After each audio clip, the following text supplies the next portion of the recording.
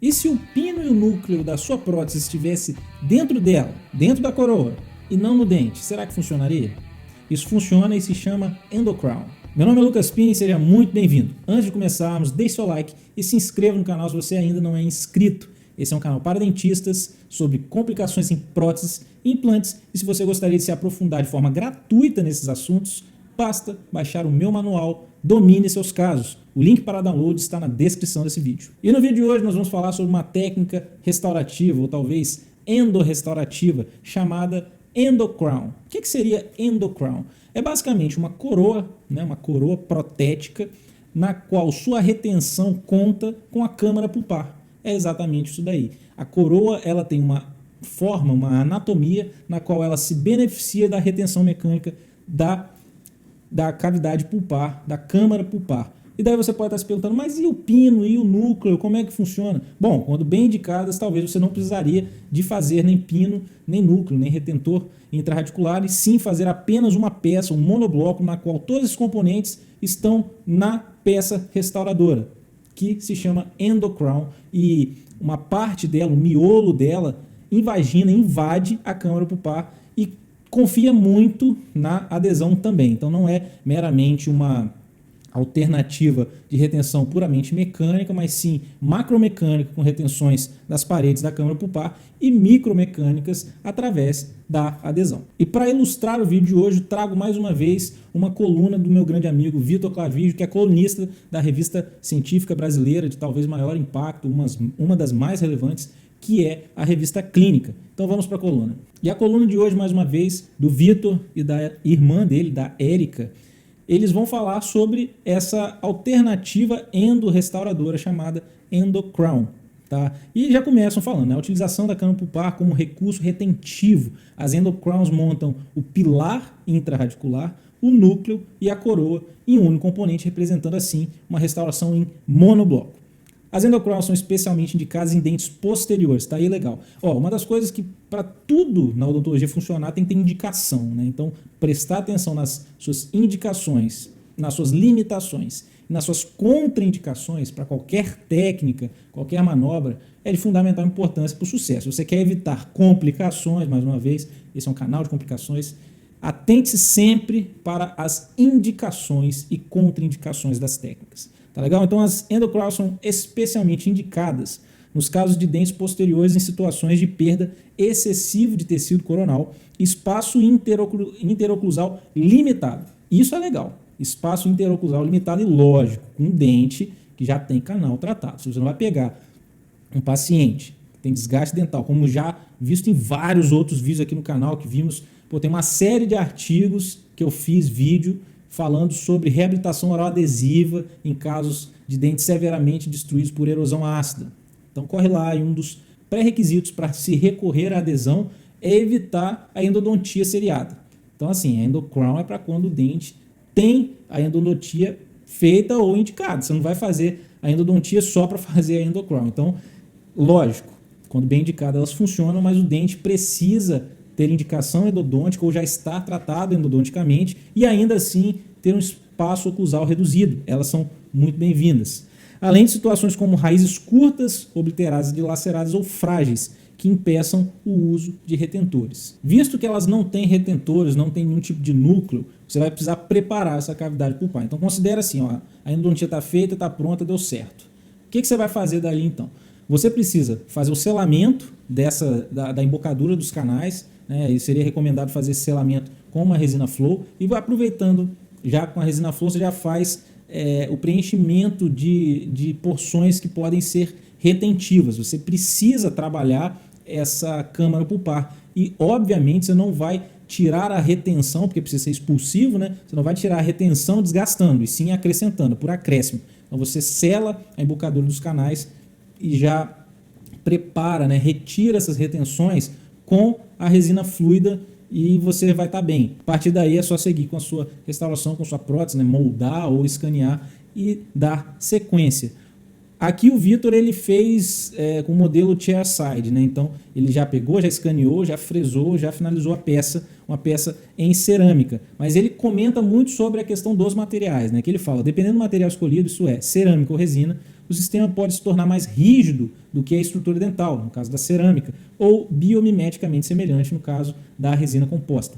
Consequentemente, o tipo de material também influencia no desempenho das endocrowns. Então, no final do artigo, a gente vai falar melhor sobre as falhas, contraindicações e tudo mais. Aqui ele fez em cerâmica. Eu tenho alguns casos de endocrown em cerâmica, mas a minha maioria dos casos elas são em resina. Aí fica a seu critério. Aqui ele fez um sistema CAD/CAM chairside, né? Já escaneou e já rodou. Uma das vantagens de você trabalhar com esse tipo de técnica é que diminui o tempo de cadeira, porque são menos passos clínicos que você tem que fazer. Você não tem que fazer nem o pino, nem o núcleo, né? Você simplesmente prepara essa cavidade pulpar, né? Faz um forramento, molda, e no caso dele, eu escaneio e fresa, né? Ou senão você molda e prepara a peça. Então, alguns passos a menos e um custo ligeiramente menor, porque você não vai ter que gastar pino, você não vai ter que misturar esse monte de material, né? Às vezes você quer fazer uma coroa em cerâmica, mas aí você tem que lançar a mão de pinos de fibra de vidro e um núcleo em resina. Então, você já gastou com resina, já gastou com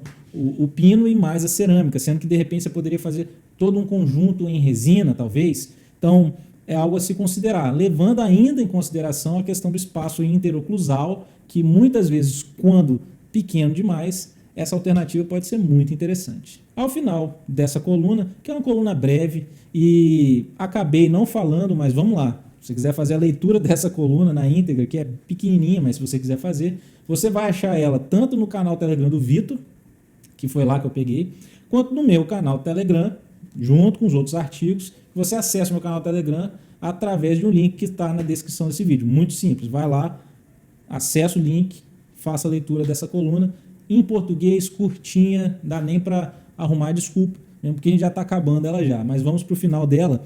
E aqui tem algumas considerações da utilização da endocrown. Uma vez que o seu desempenho em premolares com tração de forças mastigatórias não tem sido o mesmo do que aquele alcançado em molares, tá? Normalmente, configurações de coroas nos premolares, nas quais a altura da peça é menor do que a largura, pode criar um longo braço de alavanca, aumentando o risco da ruptura e deslocamento adesivo. As possíveis falhas se dão no deslocamento da peça.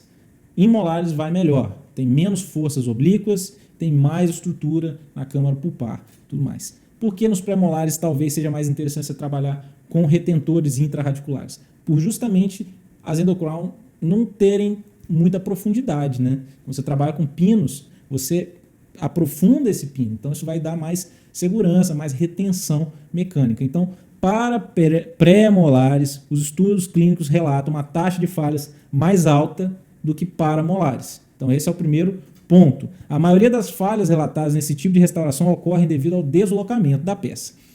Então, a importância de respeitar o protocolo de adesão é fundamental. Tem que respeitar cada etapa do protocolo adesivo. Isolamento, jateamento com óxido de alumínio, a correta seleção do material adesivo, do sistema adesivo, a correta seleção, a utilização de um bom fotopolimerizador, dentre eles os mais indicados, o Valo da Ultradente ou o Blue Phase da Ivoclar. Isso é importante. Tá? Ou, de repente, recorrer a cimentos autoadesivos, né? Que são cimentos que fazem o condicionamento dentinário, fazem o condicionamento dentário e a adesão, como é o caso, por exemplo, do Multilink Speed e o caso do U200. Também pode ser interessante. Então, cenários com dente isolado, isolamento absoluto, e jateado, utilizar esses dois sistemas, né, o U200, por exemplo, vai muito bem, visto que nem sempre a fotopolimerização chega tão bem lá em camadas mais profundas, por mais que existam algumas pontinhas do valo que estendem o alcance da luz, talvez um cimento autoadesivo pode ser interessante, mas capriche na etapa adesiva. Garantindo sustentabilidade da restauração, a presença de dentina esclerótica na câmara pulpar pode resultar em um processo adesivo insatisfatório. Aí já é interessante entender como condicionar a dentina reacionária ou esclerótica, porque ela é bem diferente de uma dentina normal, recém-cortada, que inclusive tem vídeo aqui no canal sobre selamento dentinário imediato, que fala de condutas em adesão na dentina. Então você confere lá que também tem vídeo aqui no canal, tá? Que é diferente de uma dentina esclerótica. A dentina esclerótica ela é mais calcificada, tubos bem esclerosados, né? E daí você precisa muitas vezes de um ataque ácido com ácido fosfórico nessa dentina. Então é diferente. A adesão em dentina esclerótica é diferente, tá? Veja isso bem direitinho. O alto módulo de elasticidade de alguns materiais, como a cerâmica, pode transmitir tensões não atenuadas na interface colada, ou seja, talvez trabalhar com peças em resina, principalmente resinas fresadas, tem um alto desempenho mecânico e tem um módulo de elasticidade mais interessante do que as cerâmicas, pode ser bem indicado. Então, mais uma opção terapêutica aí de materiais, trabalhar com resinas fresadas ou trabalhar com resina mesmo, mas de forma indireta, que eu já vou mostrar como que eu faço as minhas, eu tenho uma documentada. E quando a altura residual da parede é inferior a 2 milímetros, também pode haver um resultado negativo. Então precisa também ter uma certa retenção, aqui mostra, né? Outro detalhe importante é você ter um correto distanciamento da furca, no mínimo 2 milímetros de distância da furca para o assoalho dessa câmara pulpar. E esses 2 milímetros também da parede que o Vitor comentou logo abaixo é essa daqui. É importante você ter estrutura para buscar uma retenção macro também. Tá? Então, esses são aspectos importantes para você avaliar na hora de fazer suas endocrowns. E essa daqui é uma endocrown feita por mim em resina composta convencional. Essa não foi fresada, nada disso. Eu simplesmente fiz todo o preparo da câmara pulpar, fiz a moldagem, daí o paciente foi com o provisório para casa e eu realizei a confecção dessa peça eu mesmo. Eu gosto de fazer minhas onlays, é aquele momento que eu coloco uma música e vou trabalhar. Gosto mesmo. E é interessante porque assim, uma peça dessa você consegue uma ótima polimerização dela como um todo. Por mais que aqui eu lembro que quando eu saquei, inclusive esse 1 milímetro aqui embaixo da peça, ela não estava polimerizada.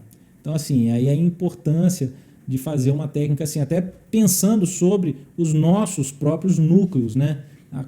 A luz realmente não chega, dependendo da resina que você usa, do fotopolimerizador que você usa, e eu utilizo o Valent, que é um bom fotopolimerizador, e por essa ser uma resina de dentina, a luz não chegou lá embaixo. Lógico, quando eu saquei, terminei a polimerização dela, enfim, polimerizei ela mesmo finalizada, saquei a peça, polimerizei ela mais ainda, gel de glicerina e tudo, tomou um banho de micro-ondas lá, que o professor Ronaldo Irata defende, o professor Newton Fall também, tá? Dá um banho de micro-ondas nas peças em resina indireta.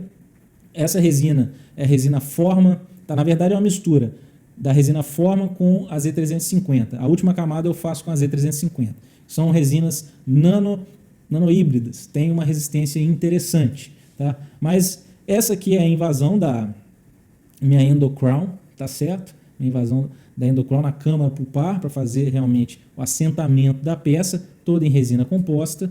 E aqui há uma vista oclusal, não é o professor Barrote, mas dá para o gasto, vai. E aqui no modelo de gesso, assegurando a adaptação, na verdade não chega a ser uma endocrown, né? Seria uma endo-overlay, sei lá, porque pega toda a parte de cúspide aqui, né? O término quase que a nível, pega as proximais, mas a parede lingual desse molar estava bem preservada. Daí não preferi deixar assim, né? Essa espessura aqui em resina funciona bem, mais esmalte para garantir uma estabilidade talvez interessante dessa adesão no longo prazo, mas está aqui, essa seria uma endocrown em resina composta, feita por mim mesmo, você pode fazer a sua. Ah, que você está vendo um modelo de gesso, por que você não usou um silicone de modelo? Eu prefiro fazer gesso. Aí como que eu isolo o preparo aqui do gesso? Eu passo cera para enceramento, faço uma fina película dessa cera e funciona super bem, super bem, super bem. Eu faço muito dessas técnicas aqui, né? Faço bastante e pode fazer que vai bem. As endocrowns são uma alternativa restauradora muito interessante, ainda mais levantada pelo grande Vitor Clavijo. Você pode confiar de olho fechado. Espero que isso te encoraje a fazer as suas. Se você gostou desse vídeo, curta e compartilhe com aquele seu colega que não abre mão de fazer um pino metálico, mas que poderia talvez fazer uma endocrown dessa daí. Deixe nos comentários o que você achou desse vídeo. Se você quer se aprofundar numa odontologia de excelência e no controle das complicações em próteses e implantes, eu preparei para você um manual Domine Seus Casos. Ele é gratuito e o link para download está na descrição desse vídeo, assim como o meu canal do Telegram, onde você vai encontrar essa coluna, os outros artigos que eu utilizo para fazer os meus vídeos aqui no canal, para leitura de todos eles se você quiser. Te vejo na próxima e um forte abraço.